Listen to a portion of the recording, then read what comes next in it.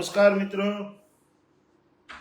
હું હર્ષદ રીબડિયા, ખેડૂત પુત્ર વિસાવદર. જય જવાન જય કિસાન. મિત્રો, તમામ મિત્રો લાઈવમાં જોડાવ અને વધુમાં વધુ શેર કરો. મુદ્દો છે ઇકો સેન્સિટિવ ઝોનના કાયદાથી જગતના તાત ખેડૂતના દીકરાને ક્યાં નુકસાની પહોંચશે એના માટેનો આ મુદ્દો છે. ઝડપથી તમામ મિત્રો શેર કરો, વધુમાં વધુ ખેડૂતના દીકરાઓ જોડાય એટલા માટે.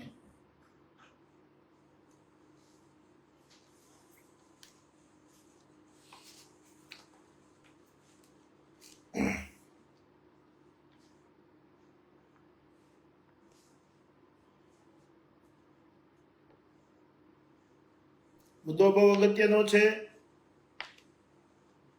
આ કાયદાથી ખેડૂતોને ક્યાં નુકસાની થશે એની પૂરેપૂરી માહિતી આજે હું આપી રહ્યો છું. તમામ મિત્રો લાઈવમાં જોડાય, બને એટલું શેર કરે અને આપણા 196 ગામના ખેડૂતો સુધી આ અવાજ પહોંચે એવી આપ સૌને મારી વિનંતી છે. જય જવાન જય કિસાન મિત્રો.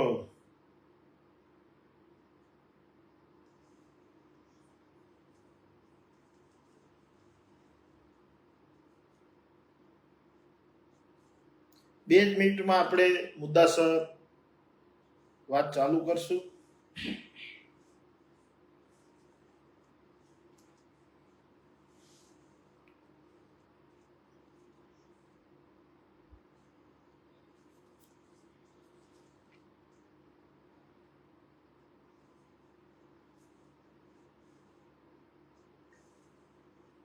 ઘણા સમયથી ખેડૂતોના ફોન આવતા હતા કે હર્ષદભાઈ, આ કાયદામાં તમે કંઈક અવાજ ઉઠાવો, આનાથી ખેડૂતોને શું ફાયદો શું નુકસાની છે એ અમને જણાવો. ખેડૂત જાગૃત થાય એટલા માટે આજે મારે લાઈવ થવું પડ્યું છે.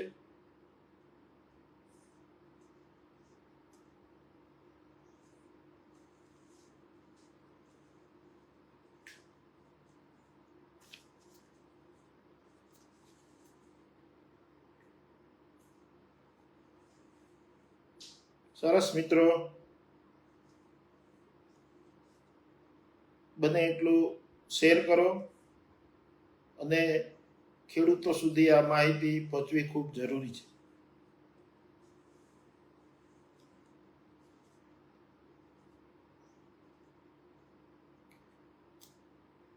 મને એમ લાગ્યું કે આ ઇકો સેન્સિટિવ ઝોન, આ કાયદો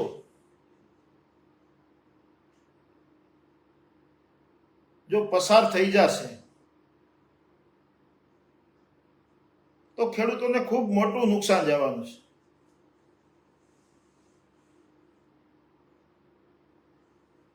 એટલે 50 વર્ષ પછી આવનારી પેઢી અમને પ્રશ્ન ન પૂછે કે તમે ખેડૂત આગેવાન હતા, તમે શું કર્યું ત્યારે, એમ કે આવો કાયદો અમારી ઉપર આવી ગયો.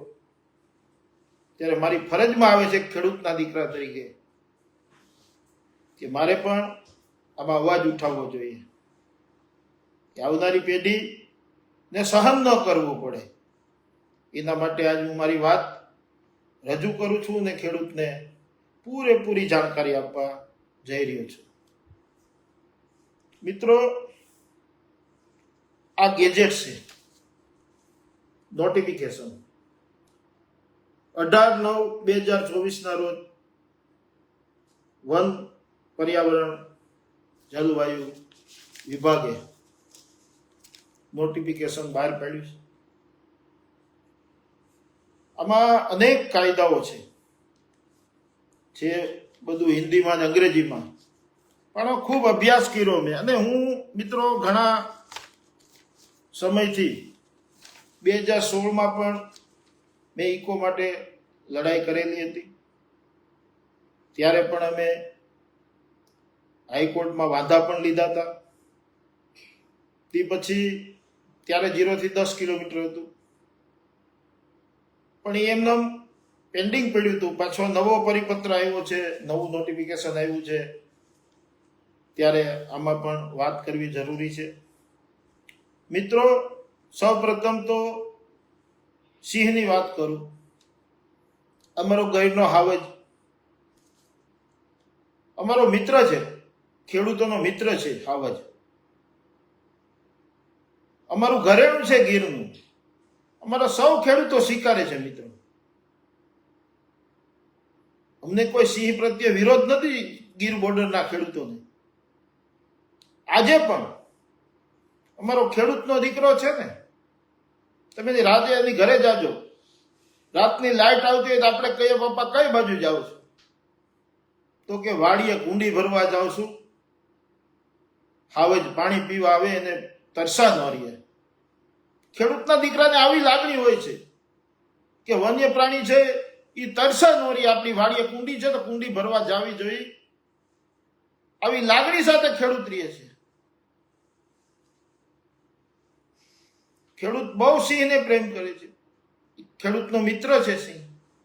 પણ ઇકો સેન્સિટિવ ઝોન,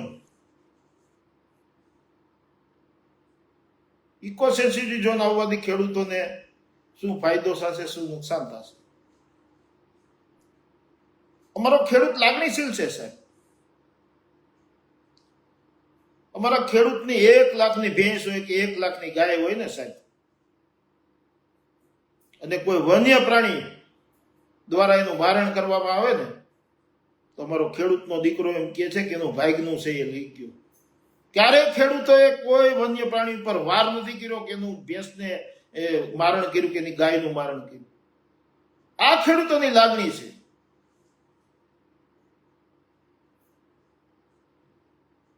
ખેડૂતોને વન વિભાગ દ્વારા ફસાવી દેવામાં આવે એ પણ તમે દાખલા જોયા છે. અમારા ખેડૂત ઉપર કોઈ વન્ય પ્રાણી દીપડો જો જયારે હુમલો કરે ને, ખેડૂતના હાથમાં કુવાડી હોય, ખેડૂતને દીપડો જીવતો ખાતો હોય ને સાહેબ, તો અમારો જગતનો તાજ છે ને, એના રક્ષણ માટે ક્યારેય દીપડાને કુવાડી નથી મારી. 17 લોકોને દીપડાએ મારી નાખ્યા હતા, તોય ખેડૂતે ક્યારેય વાર નથી કર્યો. એને ખબર છે જો ખેડૂત કોઈ વન્ય પ્રાણીને એની ઉપર ઈજા કરતો હોય, એને ફાડી ખાતો હોય, છતાં એ વાર નથી કરતો. એને ખબર છે વન્ય પ્રાણી સંરક્ષણ ધારા કલમ 216(9)51 આખા ઘરને ફિટ કરી દેવામાં આવે.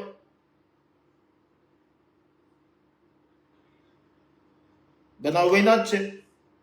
બધા મોણપરી અમારે અહીંયા છે, ખબર જ છે ક્યાં ક્યાં બનાવ બન્યા. એટલે સિંહના હિત માટે ખેડૂતો કાયમ છે. આ ઇકો સેન્સિટિવ નહોતું. ઇકો સેન્સિટિવ અમારા ગીર વિસ્તારમાં નહોતું, ત્યારે સિંહોને ક્યાં કોઈ મુશ્કેલી હતી? તમે જાણો છો. નહોતું તો સિંહોને કઈ મુશ્કેલી નહોતી. તો આ કાયદો આવવાથી સિંહોને ક્યાંય નુકસાની નથી, વન્ય પ્રાણીને ક્યાંય નુકસાની નથી. નુકસાની અમારા જગતના તાત ખેડૂતોને છે સાહેબ. આ કહેવા હું જઈ રહ્યો છું. મુદ્દાવાર વાત કરીએ. ઇકો સેન્સિટિવ ઝોન નો કાયદો, એમાં ક્યાં ક્યાં મુદ્દા ટાંક્યા છે એનો આજે અભ્યાસ કરીને તમારી સાથે વાત કરી રહ્યો છું. પેલું તો પ્લાસ્ટિક પ્રદૂષણ. પ્લાસ્ટિક પ્રદૂષણ રોકવાનું. એટલે ખેડૂત એની વાડીએ કોઈ પણ પ્લાસ્ટિકની બેગ કે કોઈ વસ્તુ લઈ જઈ શકશે નહીં, પંચિંગ પણ કરી શકશે નહીં. તમને ખબર છે ગિરનારમાં, બોર્ડરના ગામડાઓ ગિરનારના, ત્યાંની અમલવારી ઇકોની અગાઉ થઈ ગઈ છે. ત્યાં ઇકોના અધ્યક્ષ કલેક્ટર છે. કદાચ અધિકારીએ ન કરવું હોય, અધિકારીએ અમલવારી ન કરવી હોય, હમણાં જો રોજના ન્યૂઝના માધ્યમથી આપણે જોઈએ છીએ, હાઈકોર્ટ નોટિસ ફટકારે છે. હાઈકોર્ટ ઉધડો લે એટલે અધિકારીએ કામ કરવું જ પડે. કોઈ પણ કાયદો બને ને સાહેબ, કાયદો, હાઈકોર્ટ કે સુપ્રીમ કોર્ટ, એ કાયદાને આધીન ચાલતી હોય છે. કાયદો બન્યો તો એ નોટિસ દે છે ને કલેક્ટરને કે ભાઈ આની અમલવારી કરો. એટલે અધિકારીઓ એમ કહેતા હોય ગામડાઓમાં કે આમ નહીં થાય ને આ નહીં થાય ને બધું રેડી, અમે બધા બેઠા છીએ ને અમે કરશું. કાંઈ ન થાય સાહેબ. કાયદાની અમલવારી થશે એટલે કોઈ પણ કોઈક મહારાષ્ટ્રના છેડે બેઠો બેઠો ઇકોમાં અહીંયા પીઆઈએલ કરશે કે ભાઈ ઇકોના કાયદાની અમલવારી નથી થતી, એટલે ઉપલી કોર્ટ આદેશ કરશે એટલે અમલવારી કરવી જ પડશે. પ્લાસ્ટિક પ્રદૂષણની વાત કરી, પછી આવશે ધ્વનિ પ્રદૂષણ. ધ્વનિ પ્રદૂષણ એટલે વન્ય પ્રાણીને કોઈ અવાજ ન આવવો જોઈએ. ધ્વનિ સાહેબ, ધ્વનિ પ્રદૂષણ એટલે કોઈ આ 196 ગામ છે એમાં ક્યાંય ડીજે નો વાગવું જોઈએ. તમારું માઇકનું વોલ્યુમ 10 નું હોય ને તો 3-4 જ રાખવાનું.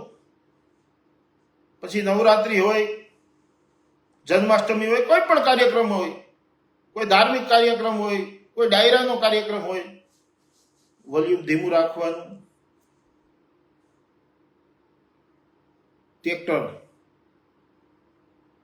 ટ્રેક્ટરનો અવાજ ન આવવો જોઈએ. અત્યારે આપણે રાતના ટ્રેક્ટર લઈને વાળીએ, સવડું મારીએ, કળિયું મારીએ, પસ્યું કરીએ, રાતનું નહીં ચલાવી શકાય. અત્યારે આમાં એમ કે છે હળવું કરશું બધું, અવાજ ન આવવો જોઈએ. પછી તમે સવડું હાંકતા હોય, સવડું દબાઈ ગયું, લીવરની ફણકી મારો છો ને, ફણકી નહીં લાગે સાહેબ. અવાજ ન થવો જોઈએ, સાયલન્ટ ટ્રેક્ટર ચલાવવાનો. એટલે ચિંતા થાય છે સાહેબ. નહીં કરો અમલવારી તો ફોરેસ્ટ વિભાગ તો આપણને ખબર જ છે, આપણા ગીર બોર્ડરના તમામ ગામોને શું પગલાં લઈ શકે છે એ આપણે બધું જાણીએ છીએ. મકાનની આમાં વાત આવી કે જૂનું કે નવું મકાનનું બાંધકામ નહીં કરી શકો ને જૂનામાં કોઈ મરામત નહીં કરી શકો. જૂનામાં કોઈ મરામત નહીં કરી શકો, કારણ કે આ અમલવારી ઉપલી કોર્ટનો આદેશ આવશે કે જ્યારે નોટિફિકેશન બહાર પડ્યું ત્યારે સ્થિતિ શું હતી, અત્યારની સ્થિતિ શું છે. નોટિસ જેવી જ આવશે એવી અધિકારીઓ અમલવારી કરવાના છે. જૂના મકાનના છાપરા છે એ છાપરા જ રહે, નળિયાવાળું એટલે નળિયાવાળું, એમાં સ્લીપે નહીં ભરાય. નવું મકાન તો પછીની વાત છે. આવું આ કાયદામાં બધું હિન્દી ને અંગ્રેજીમાં છે, તો હું ગુજરાતીમાં તમને સમજાવું છું. જે કાંઈ બાંધકામ હશે એ હાઈકોર્ટના અનુસરીને કરવાનું થશે. કોઈને મકાન બનાવવું, કોઈને છાપરું હોય તો કોઈને સ્લેબ ભરવો, કોઈને પીડિયા પાપડાવાળું મકાન હોય તો હાલો સ્લેબ ભરી લઈએ, આ નહીં ચાલે. તમારે ઠેઠ સુધી પહોંચવું જોઈએ મંજૂરી માટે. તો મંજૂરી આપે તોની વાત છે. જે આમાં એવું નથી, આ કાયદાની અમલવારી કઈ રીતે ભવિષ્યમાં થવાની છે એ તો પછી સમય આવશે ખબર પડશે. એટલે જાણ કરીએ છીએ સાહેબ. પછી આમાં વાહન પ્રદૂષણનું આપ્યું છે. વાહન પ્રદૂષણનું રોકથામ,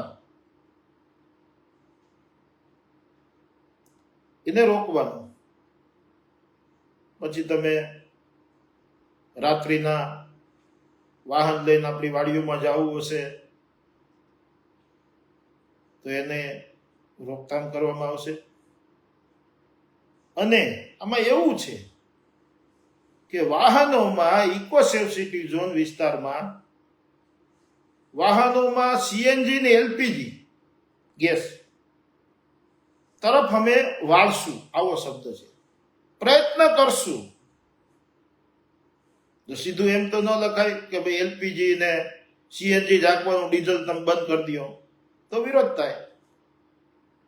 પ્રયત્ન કરશું, એને સમજાવશું કે તમે એલપીજી અને સીએનજી ના ટ્રેક્ટરો ચલાવો. ટ્રેક્ટરમાં ક્યાં તમે સીએનજી અને એલપીજી કરવા? ટ્રેક્ટર તો આપણા ડીઝલના છે, જેસીબી ડીઝલના છે.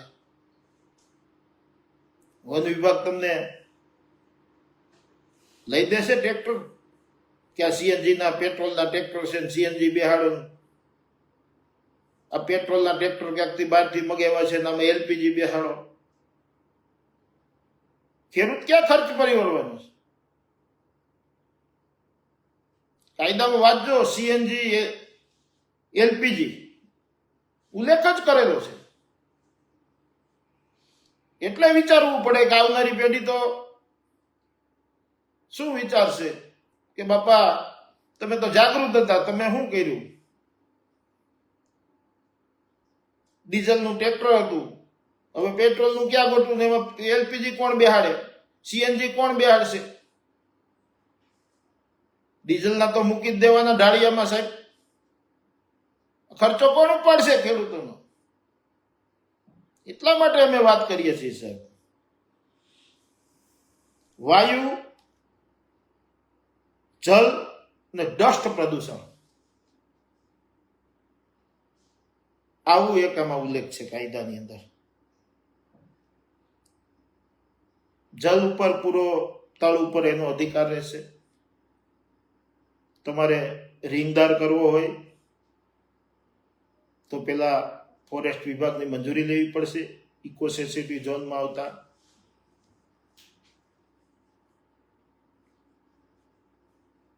સિંહને ડિસ્ટર્બ થાય, વન્ય પ્રાણીને ડિસ્ટર્બ થાય.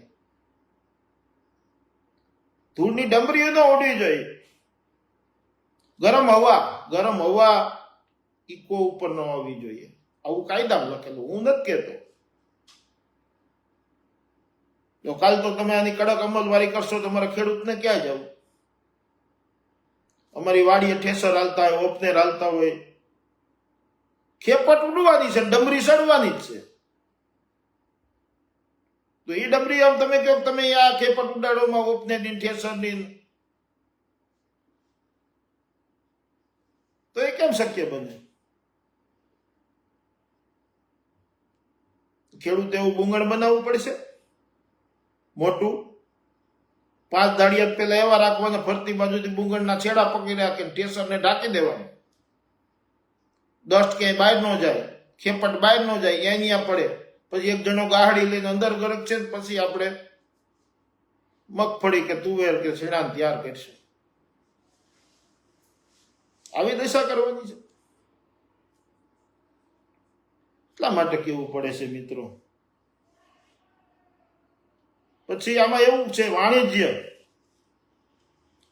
તબેલા કે પોલ્ટ્રી ફાર્મ કરી શકશો નહીં. પોલ્ટ્રી ફાર્મ તો અમારે કોઈ કરતું નથી અને એવું તો કાંઈ અમારા વિસ્તારમાં છે નહીં. પણ તબેલા તો ખેડૂતોએ તબેલા, માલધારીએ તબેલા નહીં કરવાના. તો ગુજરાત કેવી રીતે ચલાવશે? તો તબેલા તો અમારા ગીરમાં છે, તો માલધારીઓને તમે બહાર કાઢશો બિચારાને. માલધારીને બહાર કાઢ્યા એટલે સિંહ જંગલ છોડીને બહાર આવી ગયા છે. આ પણ કાયદામાં જોગવાઈ લખેલી છે. રોડ રસ્તા, આ એક મોટું આમાં લીધેલું છે. રોડ રસ્તામાં સાહેબ મને અનુભવ છે. હું ઘણા વર્ષોથી જંગલ ખાતા હારે બાંધું છું. રોડ રસ્તામાં તમારે મંજૂરી લેવાની.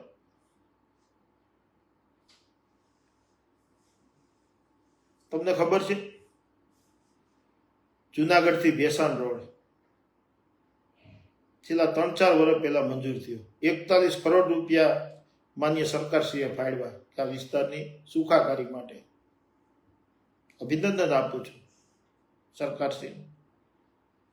પણ વન વિભાગે વાંધો લીધો કે ઇકો સેન્સિટિવ ઝોન વિસ્તારમાંથી આ રોડ પસાર થાય, એની બોર્ડર ઉપરથી પસાર થાય છે. 2 વર્ષ કામ રોકાયું. કેટલા વર્ષ? 2 વર્ષ. ખૂબ અમે મહેતા. છેલ્લે કે આટલા ઝાડ કપાય એમ છે રોડ માટે, થોડોક પોળો રોડ 10 મીટર કરવાનો છે, અત્યારે 7.5 મીટર છે. અંદાજે 2-3 કરોડ રૂપિયા ભર્યા, સરકારે ભર્યા.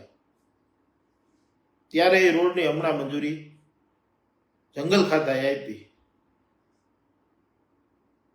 તો ગ્રામ પંચાયતમાં ક્યાં કરોડો રૂપિયા હોવાના છે? તમારે ભૂગર્ભ ગટર કરવી છે, ગામમાં કંઈક વિકાસનું કામ કરવું છે, પેલા નાણાં ભરો ફોરેસ્ટને.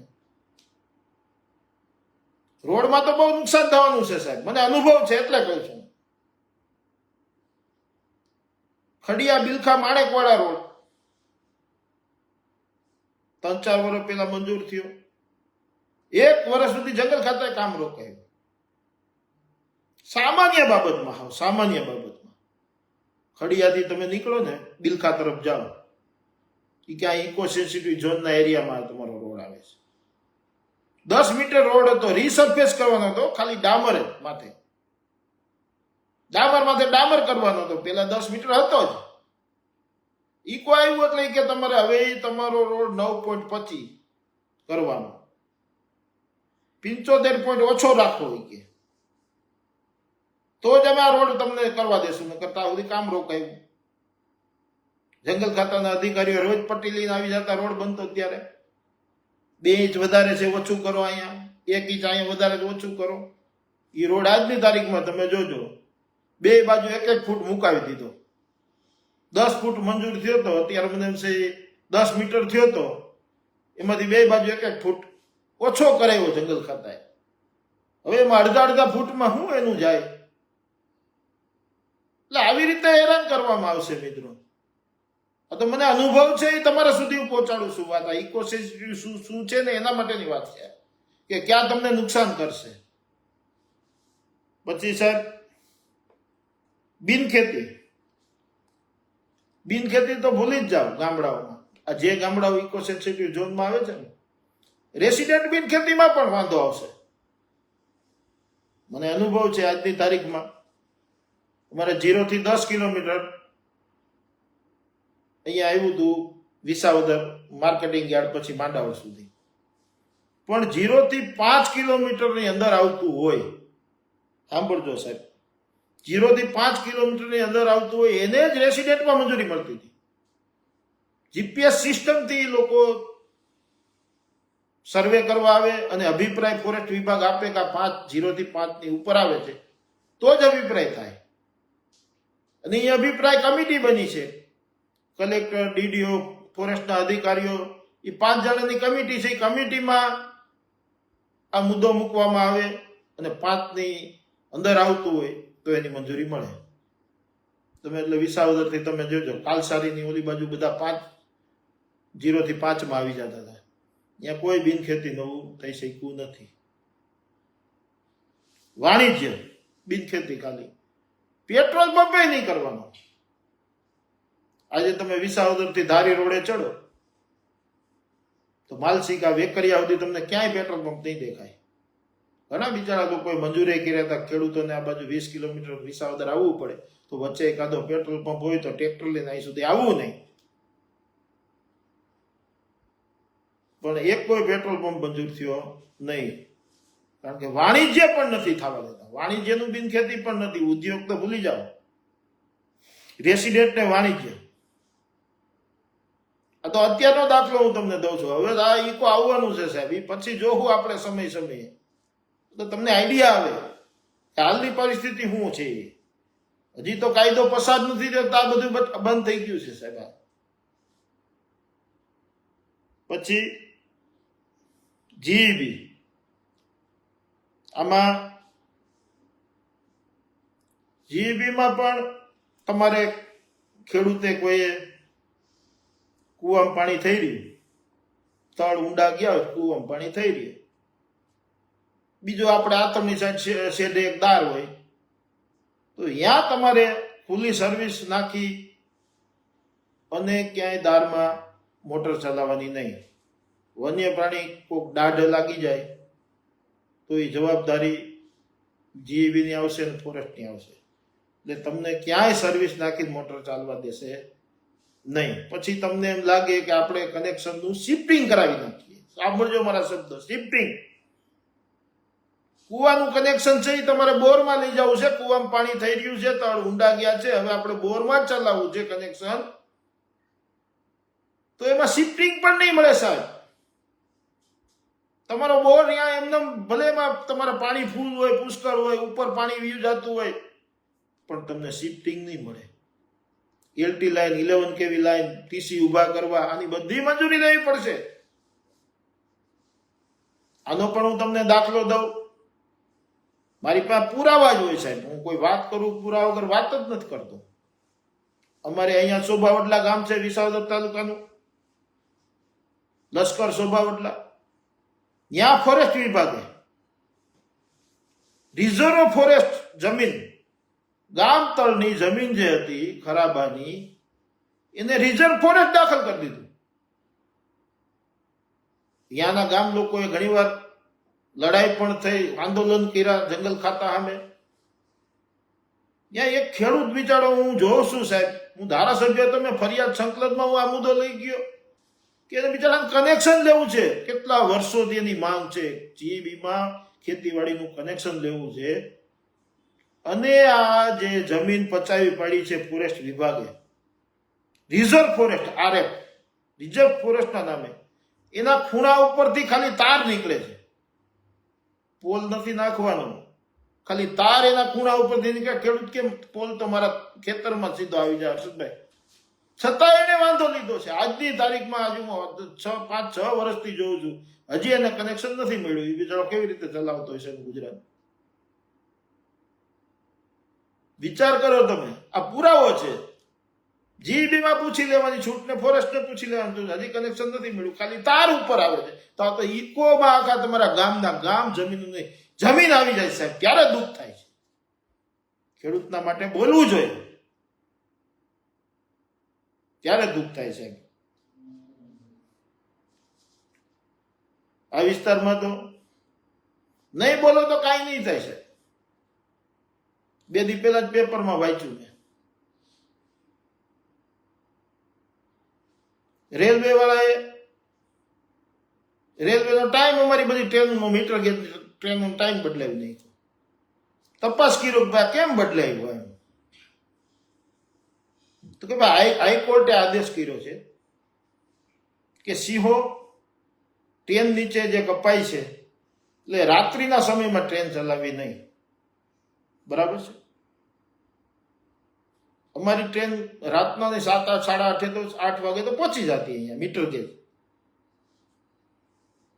મારી પાસે પુરાવો છે, પુરાવા વગર હું કોઈ વાત નથી બોલતો. જંગલ ખાતા એવું કીધું છે સાહેબ કે અમારી અહીંયા વિસાવદરથી જુનાગઢ, અમરેલી કે સાસણ ટ્રેન ચાલે છે મીટર ગેજ.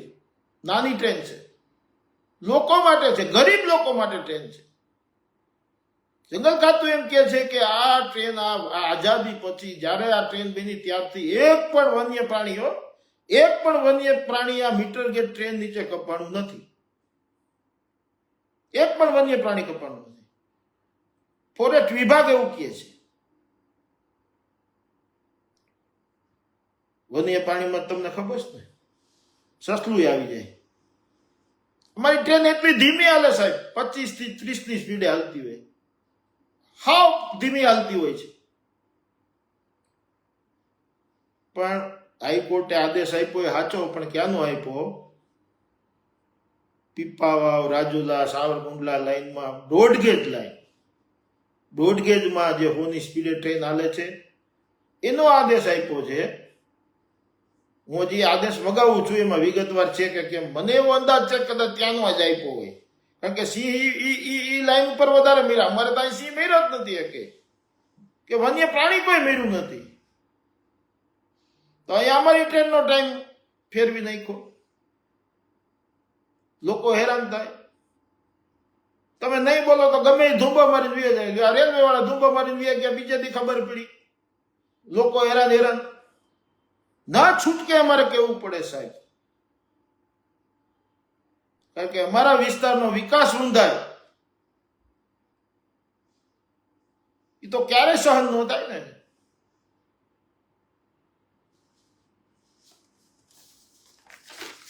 કાયદો તમે જાણો છો, બહુ લાંબો સમય નથી લેવો મિત્રો, આ જાણકારી ખૂબ જરૂરી છે. 2020ની સિંહ ગણતરી થઈ હતી, એમાં ફોરેસ્ટ વિભાગના આંકડા કુલ 674 સિંહો હતા, એવું ફોરેસ્ટ વિભાગ કહે છે 2020ની ગણતરી મુજબ. મારી પાસે બધા પુરાવા છે. એમાંથી ફોરેસ્ટ વિભાગ જ એવું કહે છે કે 60 થી 70% સિંહ અભયારણ્યની બહાર છે, એટલે ઇકોસેન્સિટિવ બહાર વિસ્તારમાં છે. 60 થી 70% 2020ની વાત કરું. અત્યારે તમે જંગલમાં જોઈએ છે ક્યાંય અમને હાવ જ દેખાતો નથી. અમારા ગીરમાં બધાય બહાર નીકળી ગયા છે. હવે ગણતરી થાય તે જોજો તમે. ઇકો સેન્સિટિવ ઝોન જાહેર કર્યો છે, એમાં કેટલા હાવિજ છે, ઇકો નથી અહીંયા કેટલા હાવિજ છે. પછી એના આંકડા મુજબ હું કહું, ભાવનગર જિલ્લામાં 73 સિંહો છે 2020માં. અત્યારે તો વધી ગયા છે, હમણાં આંકડા આવશે ત્યારે 24માં ખબર પડશે. સાવરકુંડલા બાજુમાં 98 સિંહ છે 2020ની ગણતરી મુજબ. હવે તમને વાત કરું, તમે ક્યાં ઇકો સેન્સિટિવ ઝોન જાહેર કરશો? સિંહ જંગલ છોડીને બહાર આવી ગયો, એ જવાબદારી કોની ભાઈ? કોની જવાબદારી? ક્યારે તમે સાંભળ્યું હતું કે જેસર ને મહુવા ને પાલીતાણા ની બાજુ સિંહો પહોંચી ગયા? વર્ષો પહેલા તમે ક્યારે સાંભળ્યું નતું? ત્યાં કેમ વસવાટ થયો? ત્યાં ઇકો જાહેર કરશો તમે? જ્યાં જ્યાં સિંહ પહોંચ્યા ત્યાં ઇકો જાહેર કરશો? પીપાવાવ, રાજુલા, ત્યાં તો મોટી ફેક્ટરીઓ આવે છે ભાઈ.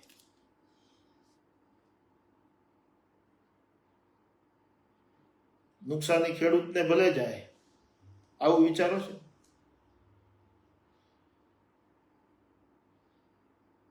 સિંહ તમે વિચાર તો કરો. સિંહ અમારા જંગલની અંદર સેફ છે. હજી કહું તમને, અમારો મિત્ર છે સિંહ, અમારો ઘરનો હાવ જ. એની ત્રાડ ને એની ડણક અમારો ખેડૂત સાંભળે ને તેને મજા આવી જાય કે આજ મારી વાડીએ આવી જાય બસ રોજડા ભૂંગના, આજ વાહુકું નહીં જવું પડે. આવું ધ્યાન રાખ્યું છે અમારા ખેડૂતોએ સાહેબ, ત્યારે દુઃખ થાય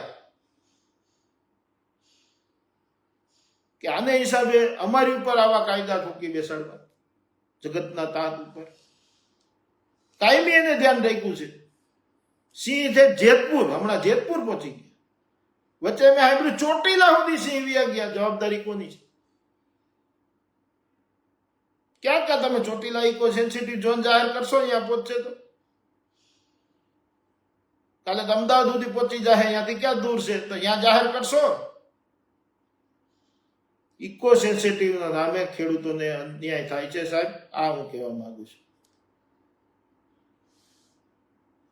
ઇકો નહોતું તો ખેડૂત, ઇકો નહોતું આજે નથી તો સિંહને ક્યાંય નુકસાની નથી સાહેબ. નુકસાની ખેડૂતને છે. આ વાત મારે વારંવાર કરવી પડે છે. માટે હજી આમાં 196 ગામ આવે છે. એટલે અમારે તો ખેડૂત આગેવાન તરીકે તમામ ગામની વાત કરવી પડે સાહેબ. 196 ગામની ચિંતા અમે કરીએ છીએ. અમારા વિસાવદર તાલુકાના 29 ગામો જ આવે છે. વિસાવદર તાલુકાના, જુનાગઢ તાલુકાના 2 ગામ છે, જામકાન સેમરાળા, બાકીના 29 એટલે 31 થાય અમારા વિસ્તારના. સાહેબ આ અમારા જે 29 ગામ છે એમાં તમે રાઉન્ડ મારજો, ત્યાં ક્યાંય હોટલ નથી, ક્યાંય રેસ્ટોરન્ટ પણ નથી, ક્યાંય ભરડિયા હાલતા નથી, ક્યાંય કોઈ ખનીજની ખાણું નથી, ક્યાંયથી બેલા નીકળતા હોય ને અહીંથી બીજું કાંઈ ખનીજ નીકળતું હોય, આવું કાંઈ નથી.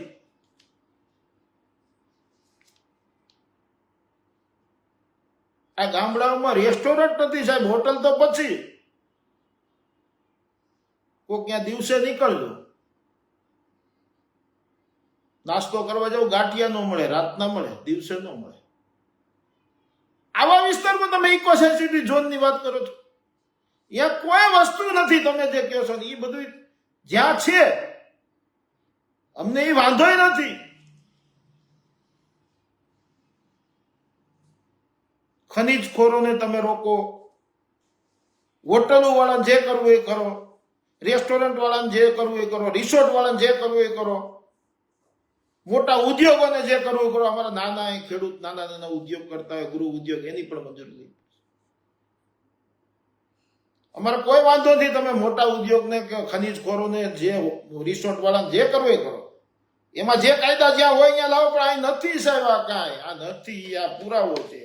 અને તમે ગામડામાં જોવો, ચક્કર મારો, આ કાંઈ છે ને, હોટલ નથી, ભેડિયા નથી, રિસોર્ટ નથી, તો અહીંયા તમારે શું જરૂર પડી ઇકો સેન્સિટિવ ઝોન દાખલ કરવાની? આવા તો 196 ગામ છે સાહેબ, ત્યારે ચિંતા થાય છે. આમાં હજી ઘણું બધું છે, હવે થોડુંક કહી દઉં પછી સમય બહુ થઈ ગયો છે મિત્રો.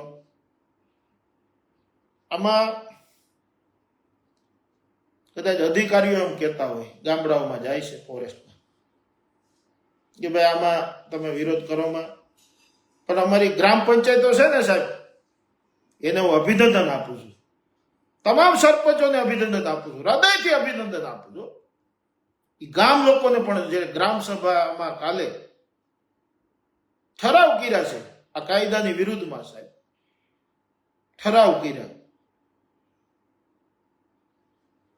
છતાં પણ હજી જે ગામો બાકી છે ઠરાવમાં, એ તમામ ગામોને મારી વિનંતી છે, ગ્રામ પંચાયત દ્વારા ઠરાવ કરી અને હું તમને કોમેન્ટમાં એડ્રેસ આપીશ, ત્યાં દિલ્હી એડ્રેસ ઉપર તમે મેલ દ્વારા કે એડી દ્વારા કરીને ત્યાં ઠરાવ પહોંચાડો. આ ખૂબ જરૂરી છે. 60 દિવસની અંદર આપણે વાંધો લેવાનો છે. કેટલા દિવસમાં? 60 દિવસની અંદર. તો આપણા 196 ગામની વાંધાથી તો સાહેબ ત્યાં પહોંચી જ જવી જોઈએ કે અમને અહીંયા નુકસાન છે, ફાયદો કાંઈ નથી. અને આ કરવાથી સિંહને પણ ફાયદો નથી, નુકસાન ખેડૂતને છે, આવું લખજો સાહેબ. મારે વાત કરવી છે. અધિકારીઓ એમ કે અમે હઈશું, અમે કરશું, અમે કાંઈ નહીં તમને થવા દે, પણ તમને ઇકો સેન્સિટિવ અગાઉ એક જગ્યાએ જાહેર થયું છે ને, એની થોડીક વાત કર દો. રાજસ્થાનની અંદર માઉન્ટ આબુ, ત્યાં વર્ષો પહેલા ઇકો સેન્સિટિવ ઝોન જાહેર થયું. મને ખ્યાલ છે ત્યાં સુધી જ્યાં પૂછજો કોકને, એક ઈંટ પણ નથી મૂકી શકાતી હોય, ઈંટ પણ નહીં.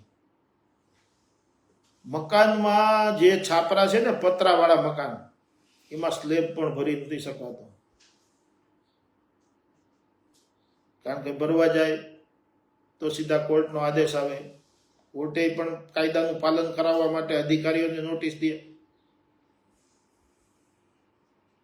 પુરાવો છે આ. ત્યાં પણ જે તે વખતે જાહેર થયું ત્યારે અધિકારીઓ કહેતા હશે ને ભાઈ કાંઈ નહીં થાય, આમ નથી એમ. આજે સ્થિતિ જોવો ત્યાંની, આવું મને જાણવા મળ્યું છે. હજી હકીકત તો મારે પણ ત્યાં ઇન્કવાયરી કરવી છે કે સાચું છે ખોટું છે એમ. એટલે એક વિધાનસભાનો વિડીયો જોયો તો એક ધારાસભ્ય રજૂઆત કરતા હતા, ત્યારે મેં એની રજૂઆત સાંભળી કે ઇકો સેન્સિટિવ જણાય તો વર્ષો પહેલાથી છે, અને અહીંયા ઈંટ પણ મૂકી શકાતી નથી. તો અહીંયા આપણી સ્થિતિ શું થાય? અત્યારે અધિકારીઓ કે છે એ ગમે લેખિતમાં આપે કે આમ કરી તેમ કરી, અમે કાંઈ નહીં કરીએ, પણ કાયદાની અમલવારી થઈ ગઈ સાહેબ. પછી આમાં તમારા કોઈનું કાંઈ નહીં આવે. અમલવારી થાય એટલે એમાં નિર્ણય પછી અધિકારીઓએ લેવો જ પડશે, કારણ કે ઉપરથી નોટિસો આવશે. બાકી ઘણું આમાં તો છે સાહેબ મુદ્દા, પણ આપ સૌને મારી એક ખાસ વિનંતી છે કે આમાં કોઈ પક્ષને ભૂલી જાઓ, રાજનીતિ નહીં કરવાની. રાજનીતિને છોડો એક બાજુ, આપણી આવનારી પેઢી માટેનો પ્રશ્ન છે. ઘણા મીડિયાના મિત્રોને પણ હું આભાર માનું છું કે સારી રીતે મુદ્દા લીધા છે. ખેડૂતોને અન્યાય થાય છે એ મુદ્દા સારી રીતે લીધા છે, અને ઠેઠ જ્યાં પહોંચાડવાનું છે ત્યાં વાત પહોંચાડી છે. મને વિશ્વાસ છે પ્રેસ મીડિયા ઇલેક્ટ્રોનિક મીડિયા ઉપર કે બધો અભ્યાસ કરીને મારા જગતના તાત ખેડૂતોને ક્યાંય નુકસાન નહીં જવા દે. માટે જે મિત્રો આમાં જોડાણા છો તે તમામ મિત્રોનો હું હૃદયથી આભાર માનું છું. આગામી સમયમાં આ તમામ ગામો પહેલા અમે 60 દિવસની અંદર અમારી વાંધારજી મૂકી દેશું, ને પછી જે સમયે જે કરવાનું થશે તમામ આગેવાનો સાથે મળી એક મંચ ઉપર ભેગા થઈ અને આ ઇકો સેન્સિટિવનો ઝોનનો વિરોધ ચાલુ રહેશે. આવી હું ખેડૂતના દીકરા તરીકે મારી રજૂઆત છે. આપ સૌ આ લાઈવમાં જોડાણા અને ખેડૂતોની વાત બરાબર સમજી અને ખેડૂત સુધી પહોંચાડો એવી આપ સૌને મારી વિનંતી. જય જવાન, જય કિસાન. નમસ્કાર.